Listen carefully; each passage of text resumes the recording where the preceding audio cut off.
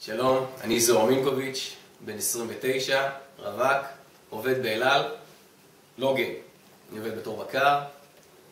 אני עוז מילמן, בן 32, גרוש פלוס ילד מדהים בן שנה ו3 חודשים. עובד כמעצב בונה אתרים, ובסיורים עושה מסיבות ואירועים.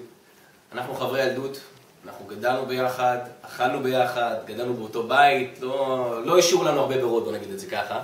אנחנו כועסים, רבים, משלימים, צוחקים, לרגע לא משעמם איתנו. יש לנו את כל התרונות שאתם רוצים.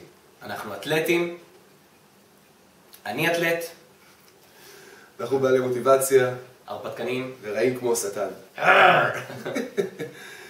עם כל הצניעות אנחנו חושבים שכל מה שההפקה תזרוק עלינו אנחנו יכולים לעמוד בזה, בהחלט, אין ספק. בקלות. וזהו, אנחנו היינו עוז וזוהר, אתם הייתם נהדרים. נתראה? נתראה. כמו השטן. מאוד צנועים, אבל נראים בן זונה.